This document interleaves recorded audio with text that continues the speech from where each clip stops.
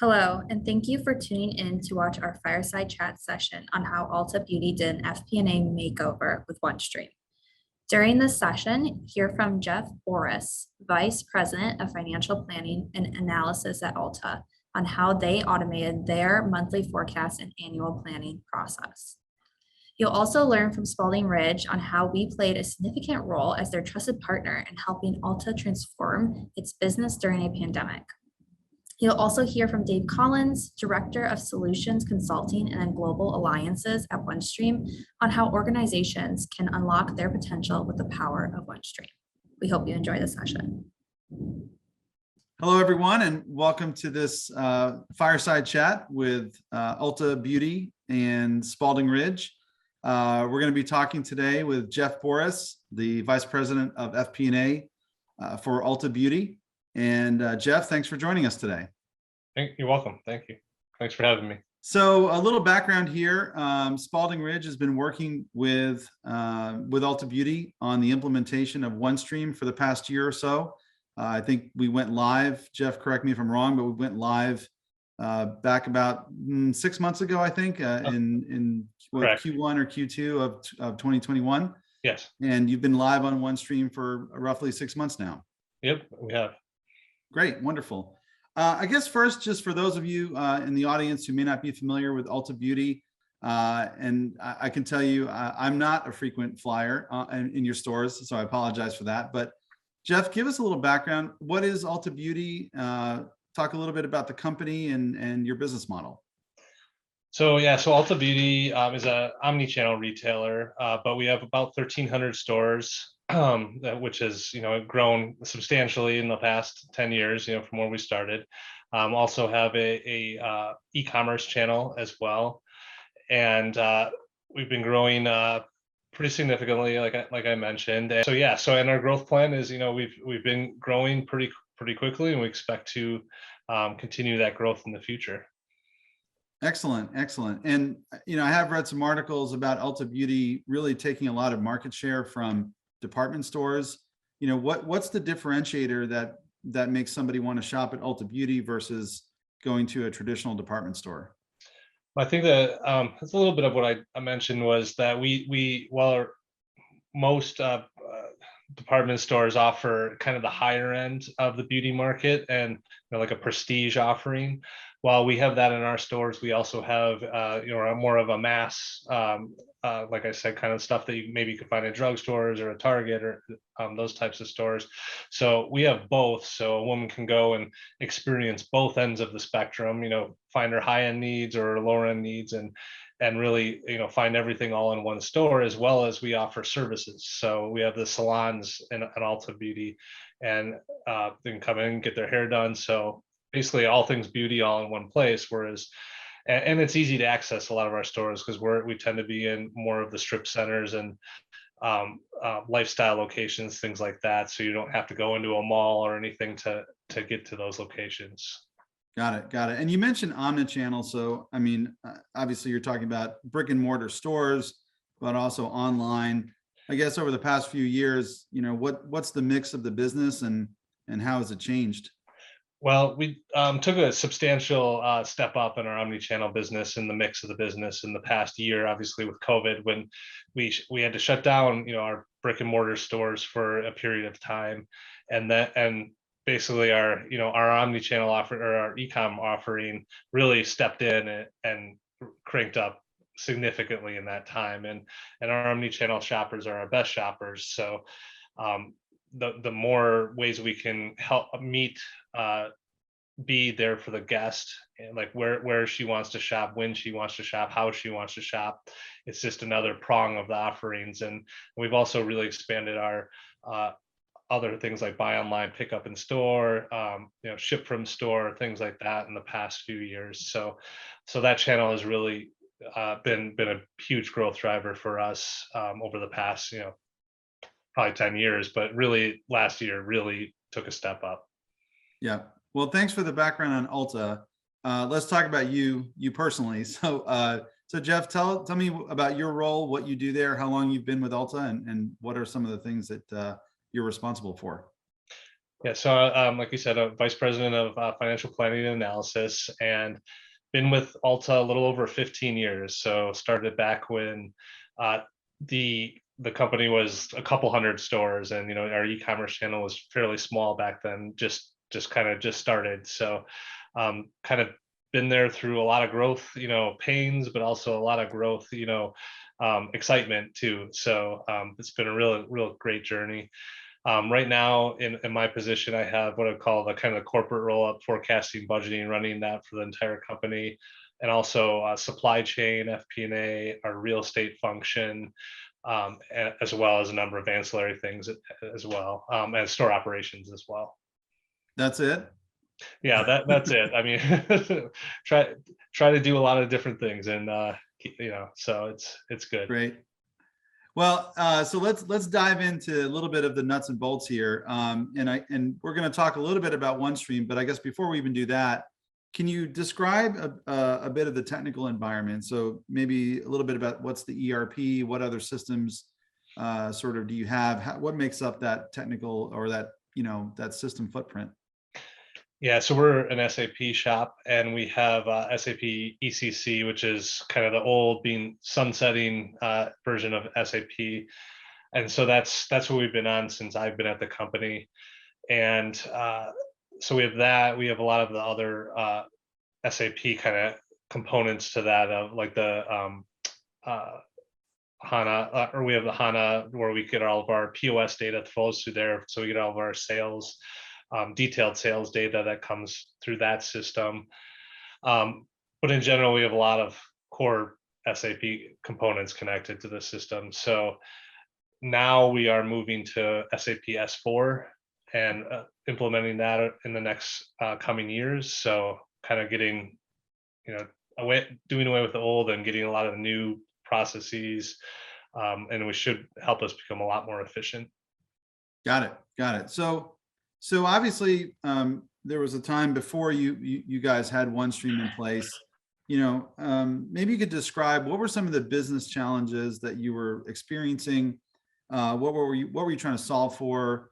Maybe even what are some of the systems that you were working with at the time, and why didn't they meet your needs? Yeah, so we've been on a number of different OneStream like products, but including IBM Cognos TM1, which was multiple years ago. Where the OneStream is replacing Planful or Host Analytics, as it's been known. And a lot of the challenges we had with that system is that it's very manual processes, very a lot of it's very Excel based. It's hard to do things in the system and really design it within the system. So it's very basic. And while it probably worked for us, years ago when we implemented it, when we were probably, when we had a lot more kind of, I'll call it more simple, less complexities to our operation, we've kind of outgrown it as a company and need something a little bit more robust in terms of the ability to handle more data, manipulate that data more, in the system, build things in the system, and kind of make things more automated at the end of the day. And I guess before, so let's talk about the before we get to the after, but that inability to do that, what was the business impact of that? What was the downstream effect for you of having those, I guess a lack of ability to do those complex calculations or analyses? Well, it's really time. It comes down to people's time, and when things aren't automated and they're, you have to extract things out of the system, put them into Excel, manipulate them, and then either put it back into the system or whatever you want to do with it after that. But it's just a lot of manual manipulation at the end of the day, that and really prevents us from getting to really value-added activities that really are help drive the company forward, rather than it's manual back office stuff that just has to be done, but it just takes a lot of time, I think, at the end of the day. So you had a manual system, you obviously had outgrown it, and you decided we have to go out and look for a better mousetrap. Talk about that process. What systems did you look at? I know ultimately you chose OneStream, but I'm curious to hear a little bit about the process. Yeah, so we looked at a number of different vendors, including OneStream, Tagetic.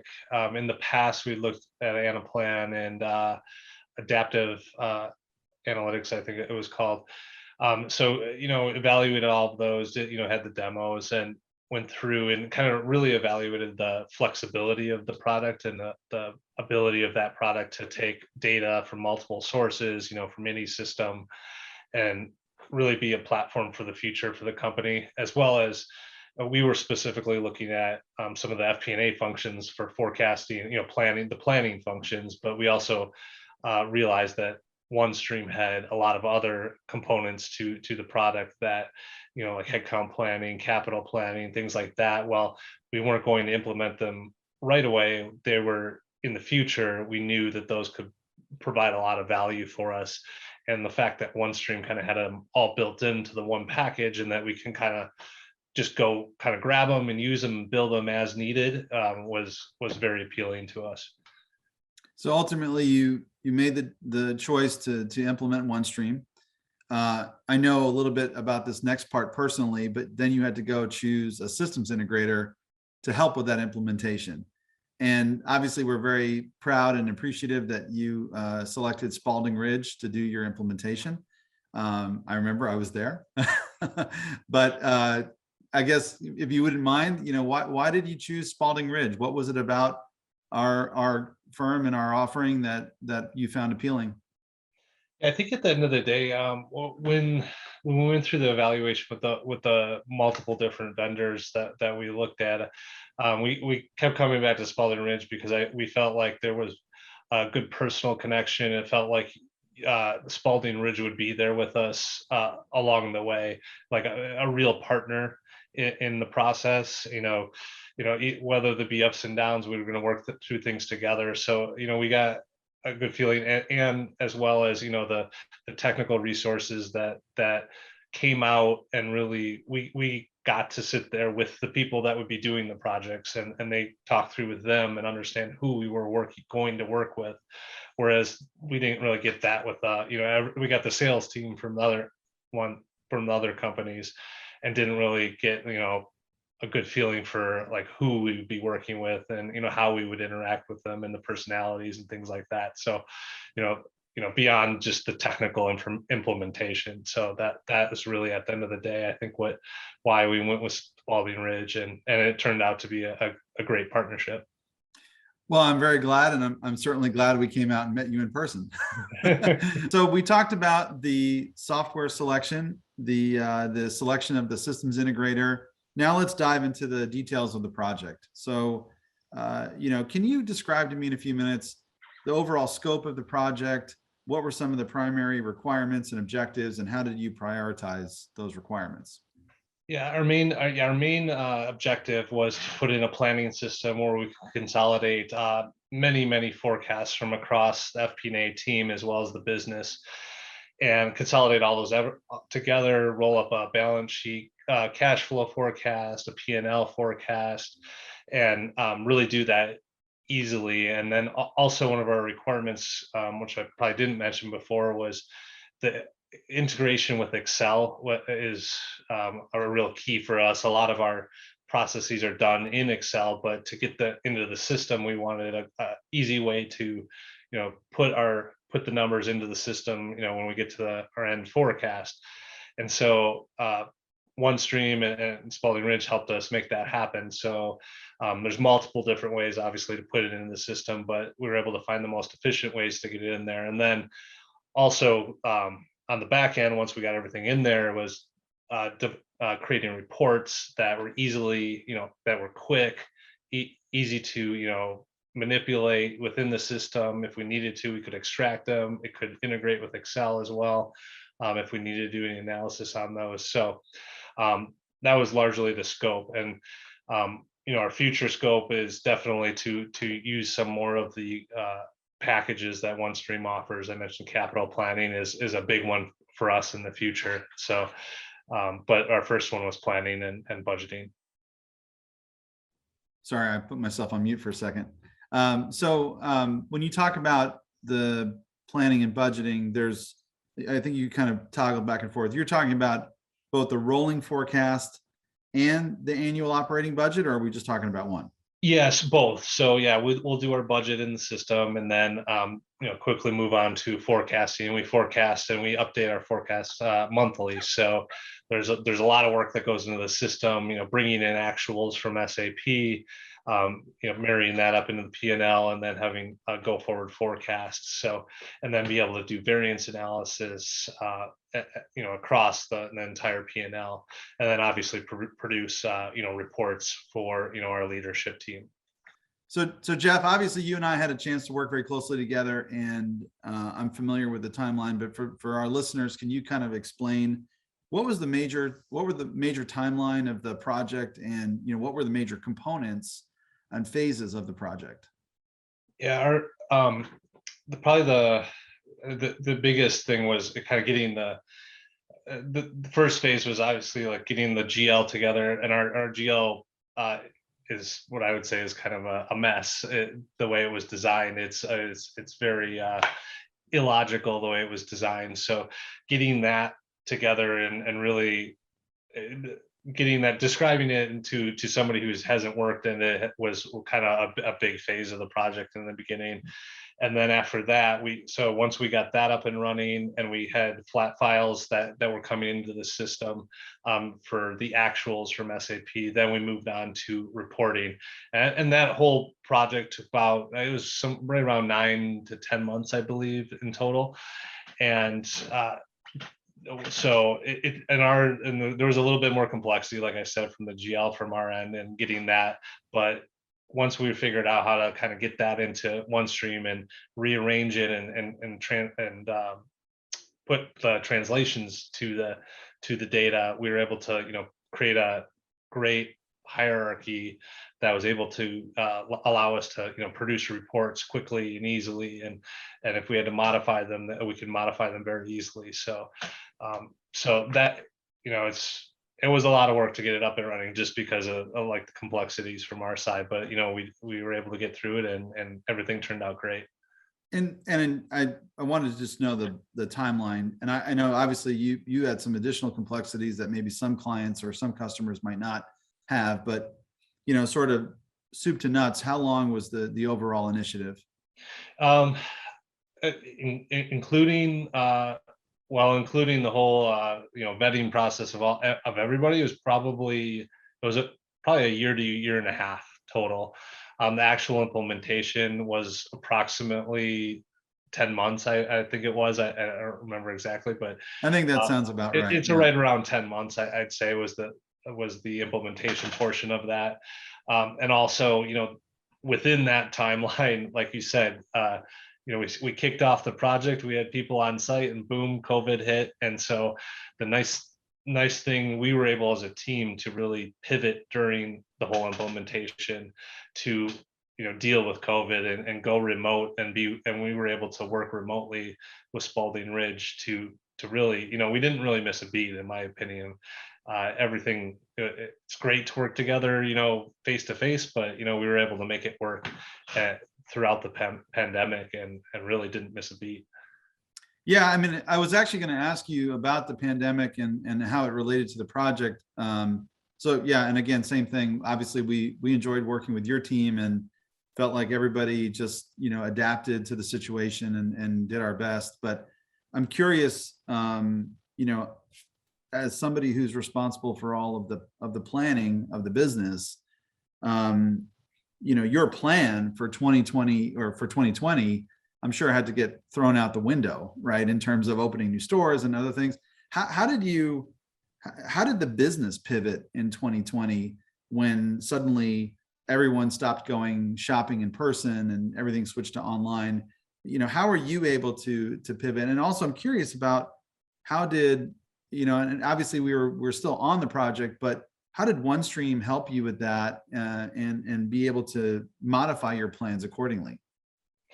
Yeah, I'd say we went from being open to kind of being closed, and pivoted quickly. I'm really proud about how Ulta was able to work remote through all of it. And really with the project, like I said, we made a lot of decisions really quick to say, we're not stopping anything. We're going to keep going. we can make this work. And we were able to, through, all of our video conferencing software.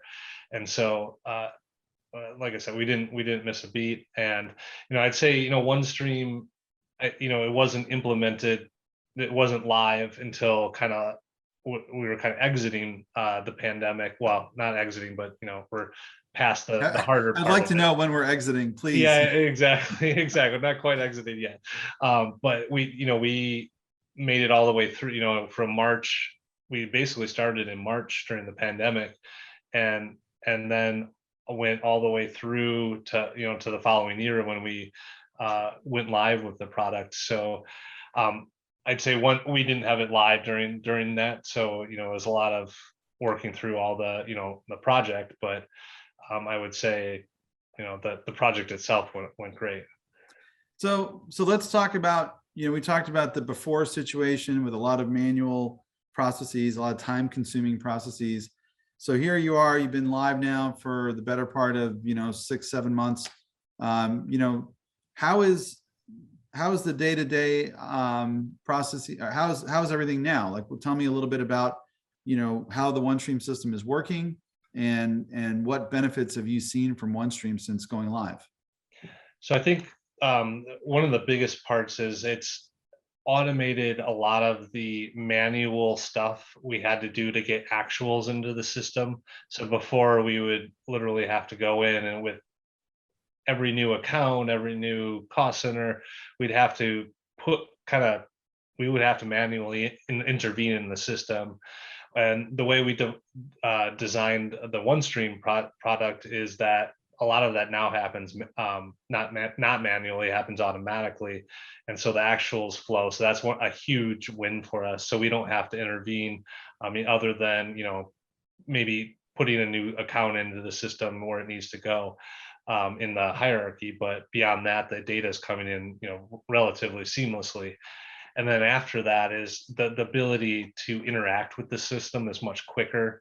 Like I said, Excel forms, basically be able to refresh things in Excel or in the system. It's extremely quick. All of our reporting is in the system. It's very easy to get to, easy to manipulate, easy to basically pull out anything that we need to much quicker than we could before. So it's been a lot. It's really taken a lot of that non-value added work out of the process for us. So definitely speed. I heard speed and ease of use. What about accuracy? Did you feel like you reaped any benefits from people doing stuff in Excel? Sometimes you can make mistakes, but has there been any improvement to the accuracy as well? Yeah, I think it's much. One of the things we implemented when we put in OneStream as well, it is the manager that the task manager that where people can kind of check off when they are done with their forecasts. So they check it, it's a green check mark, and we know it's done, and nobody can go in there after that and modify it unless we let them do it. So before, that was a lot of offline manual tracking, and we sometimes mistakes were made where we thought we had something. So that's all done in the system, and that allows us to really know that somebody's touched their forecast, they've signed off on it, and we're able, and then when we're all done, we got green checks across the board, and we can pull the data and be very confident that everybody's looked at it, whereas before we had no systematic way to do that. And so that was a huge win for us. So from an accuracy perspective, and knowing that people have looked at things, signed off on them, that's been a huge win for us. So speed, accuracy, sounds like visibility into the status of everything, everyone's where they are in the workflow. All of that seems much improved. I guess, any surprises? Are there any other benefits that maybe you didn't think you would get, but ended up coming as sort of a side effect of going live with OneStream? I can't say there was any surprises. I'd say I think what we got what we expected out of the product, like what we went in thinking that we would get. I think we selected the solution, and at the end, I think we ended up with what we wanted. Right. So So I don't know if there was any surprises there. That's fine. I mean, So, yeah. it sounds like at least at the very least, the OneStream system accomplished your goals and objectives, and obviously helped you guys get to this point. So I guess the obvious question then is now what, right? So now you've been live. You mentioned some of these other capabilities that you have your eye on. What's ahead? I mean, we're kind of coming into the holiday season, and I know that's going to be your busy time, but what's next for Ulta and for OneStream? So I mentioned now we are going to be implementing SAP S4. So upgrading, getting rid of our old SAP financial system and moving on to the newer and best thing.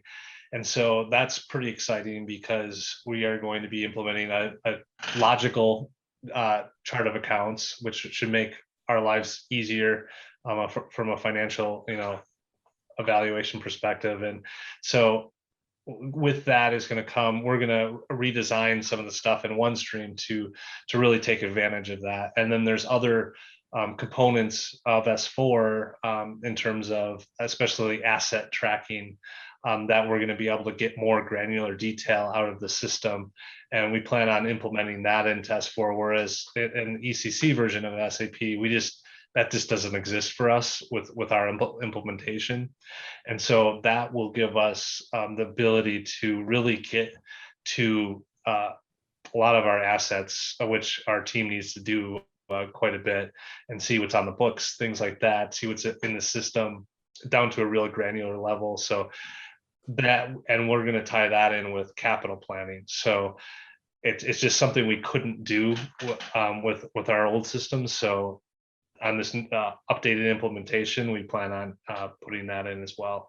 So we're going to take a lot of steps forward. So whereas our old SAP implementation is kind of holding us back in certain ways, OneStream and S4, I think this is going to be almost, I'd say a little bit of night and day in terms of how SAP was giving us our data before, and OneStream is going to be able to harvest that data in a much more, even more efficient way and a better way.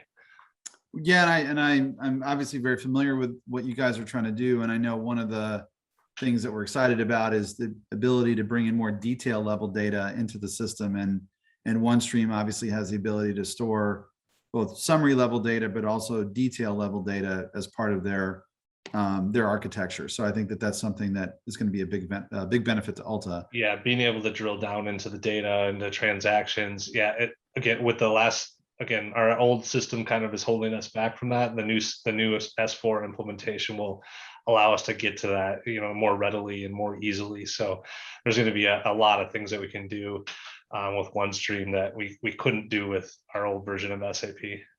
No, that's great. And Jeff, a lot of people are I think a lot of customers wish they were sitting where you're sitting now, which is that you've kind of been through the journey. You've gone through the implementation. You're on the other side, and now you're looking at enhancements and future functionality. What sort of advice would you give a company that's maybe where you guys were a year and a half ago, just kind of standing at the bottom of the mountain, looking up and thinking, wow, there's a big climb ahead of me. How are we going to do this? Any lessons learned from the project and from the process you've been through? Yeah, I think up front, I think it's really making sure the implementation partner and OneStream understands the issues you're dealing with, whether you have system limitations for certain things. Like I mentioned, our chart of accounts, which made things very difficult in our old systems, and how we could look to make that easier and better. And then also to really think about your processes and reporting and stuff in different ways, so that you can really try and implement things to enhance your ability to access the data and really process the data without manual intervention. At least from our perspective, that was. But so I think there's a lot of, if you think differently about how we can do things differently and things like that, I think it requires time and thought. But I think at the end of the day, if you really think about those things up front, you'll end up with a product that you really like. Well, Jeff, I'm glad you really like the product. That's great to hear. And thanks again for being a Spaulding Ridge client. So that was a great perspective from Ulta Beauty on how they used OneStream to automate their FP&A process. And now we are going to hear from OneStream itself. Dave Collins is joining us. Dave is a director of solutions consulting and global alliances at OneStream, and he is going to give us an overview of the OneStream platform. Dave, thanks for being with us, and the floor is yours. Thank you, Emil. I want to take a few minutes to speak about OneStream and provide an overview. We play in the software space known as corporate performance management. There's actually several versions of performance management out there, hence what I have on screen. There's business, enterprise, and corporate. I started my career in this space officially with Hyperion back in the early 2000s, and I was through the acquisition that Oracle made. We first spoke about business performance management and then expanded that into enterprise performance management after the Oracle acquisition. Now, from a definition perspective, really what we're doing is we're sitting on top of operational data, transaction data. Typically, that's found in an ERP where you run the business. We're providing the ability to manage the business much more effectively, to gain insight, to have agility, to provide alignment across all of the various business units in the enterprise. If you think of it as an analogy of an automobile, ERP would be the engine and the drivetrain, whereas performance management is the dashboard. Now, the history of performance management has been somewhat challenging. Many organizations that we compare to in this space have modules, applications, suites of things that you have to bring together. As an example, you might have financial consolidation with its component parts like account reconciliation, lease accounting, tax provisioning, statutory reporting, management reporting. That's looking backward. When we look forward and we do planning, budgeting, forecasting, the typical FP&A sorts of activities, we have the longer range planning like a strat plan, and we have operational planning. We might have cash forecasting, people planning. Traditionally, we tie these two worlds together with a reporting construct. Could be management reporting, could be profitability. We might dimensionalize the data so we could look by customer, by product, by channel, by whatever dimensions are relevant to the solution at hand. And really what we're trying to do is get the information into the hands of the business users, the stakeholders, the decision makers, and those supporting all of the above so that they can make good decisions and they can have that insight and alignment across the enterprise. What stands in the way really is the integration, the synchronization that must be done in this type of an environment. There's a thought that the cloud is a solution for that, and it can be. But if it's more of the same where I have separate clouds and I have to have integration and synchronization, that's really just not going to be beneficial to the customer. In our view, there's a maturity that has taken place in performance management and analytics. If you look at business value versus that maturity, close and consolidation is something that we typically always have to do, whether we're public or private. We need to establish the book of record. What happened? Moving further into that level of maturity is where we get into planning and forecasting, where I'm executing a plan in partnership with the various business units. And I have several different types of planning, and the planning can be different depending on the industry, depending on the organization, depending on the locale. It gets interesting with performance reporting, and reporting should not be simply providing data, a dashboard, a fixed report to the end user. It should be about having a conversation with the data where I can be interactive. Speaking of active rather than interactive, if you wanted to be proactive, we refer to operational in analytics as financial signaling. That's the ability for us to be proactive, to blend together financial data, operational data, to get down into what's happening today as opposed to traditional performance management, which is at end of period, end of month, end of quarter, end of year. Now, with all of this in mind, OneStream was founded in 2009 by two innovators, two inventors in the performance management space, Bob Powers and Tom Shea. They come from Hyperion and Oracle, and they left Oracle with a thought in mind. Let's reinvent the way we approach performance management and analytics, and let's focus in on one thing, and that is 100% customer success. To get there, they brought in a lot of domain experience. They set up a world-class support system where we get back to our customers within 40 minutes or less, 90% of the time, and that technician, that support person, will stay with the customer, stay with the partner throughout that process. We've gotten a number of awards along the way, and I'll talk about some of that in a bit. Most importantly, we decided to partner with Microsoft and deploy the Azure experience, if you will, which could be on premises and also cloud. And back in 2009, there was certainly more of a mix of on premises and cloud. Today, we're cloud first.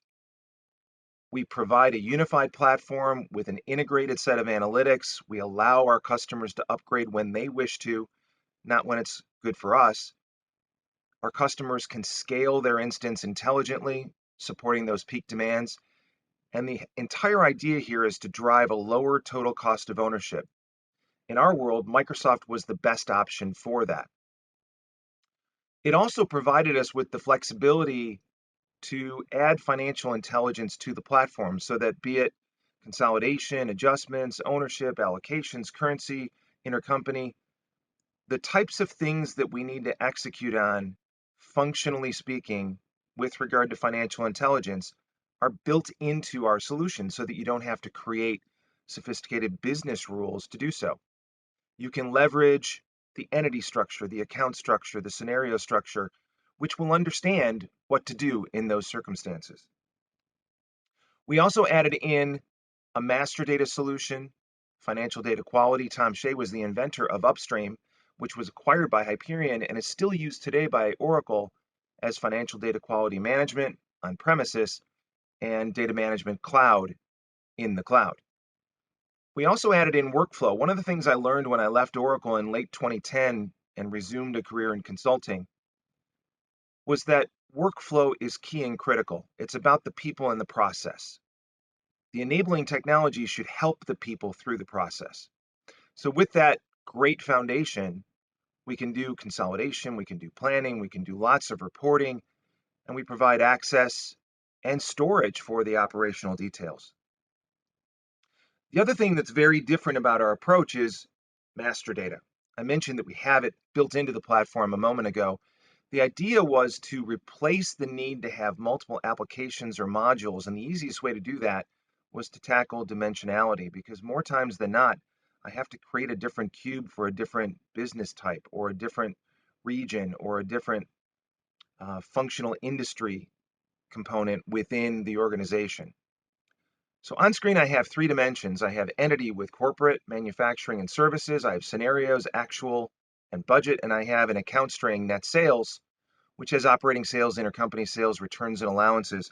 That's what corporate needs to close the books and establish the book of records. So I need that from manufacturing and services as well.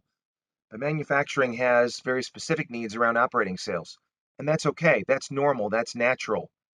We anticipated that, and rather than create a separate cube or a separate application or a separate module for manufacturing, we simply allow them to extend their operating sales by their need for their particular dimension. Same thing for services. Their operating sales view has management revenue, services revenue, and event revenue. And when you look at services from a budget perspective, they expand event revenue to corporate and non-corporate events. And this is still one dimension, which allows us to quickly and easily change it. The Microsoft Azure platform also allows us to be very expansive with regard to data needs. We can dimensionalize the data, which is appropriate for a corporate chart of accounts, or I can extend beyond that into multidimensional or dimensional, relational data to get further details so that I have the ability to blend any and all of that data from operational up to dimensional, enabling the view of revenue by customer, by order, by stock keeping unit or SKU, the planning of cost by department, by employee. It also allows us to create a series of solutions that are downloadable configurable, and deployable to extend your application. Great partners like Spaulding Ridge will work with the customer to bring in people planning or capital planning or account reconciliations and transaction matching. Speaking of those solutions, we have them broken into categories. There are more than 50 of them in our marketplace of solutions, and they're free. You can download, configure, and deploy these solutions, typically with the help of a partner who's going to walk you through the process because they've been there and they've done that, and they will establish best practices. We have productivity tools like task management. That's going to help us with the workflow. We have financial close and reporting solutions like account reconciliations and transaction matching. Why buy a third-party product like a Blackline or a Trintech when you can do this for free? With regard to planning, we've got people planning, capital planning, cash planning. Predictive analytics 1, 2, 3 will leverage the actuals data and start to form an opinion mathematically as to what might happen next. Now, all of these solutions are free. And again, we don't sell applications or modules. What we do is we sell license use of the platform. So if I need to do consolidation and planning, that's okay. I don't have to purchase a separate solution. Last but not least, we have the ability to visualize, to report on all of this information quickly and easily within the platform itself. We're leveraging the analytic power, the analytic capability of the Microsoft Azure approach. First two bullet points I think are incredibly important. We're allowing for the elimination of data latency while providing full auditability and transparency so that when the audit of the actuals comes along, you can have confidence that you're going to not only pass it, but it's going to be quick and efficient. We have been successful and we have remained true to our mantra of 100% customer success. When I joined 16 or 17 months ago, we had less than 600 customers, and now we have more than 850. That's just within 16 months' time. Many of our customers have converted from Oracle or SAP or IBM and others. And our customers tell us they're happy by way of processes like Gartner Peer Insight Customer Choice, where in this example for Cloud FP&A, we scored a 4.8 out of 5, and 98% said they would recommend us over anyone else. Even better for financial close, it was a 4.9 out of 5. Our customers are deploying solutions. They're not deploying software. AFL is doing account reconciliations. Lindsay and Terex are doing their close faster than ever before.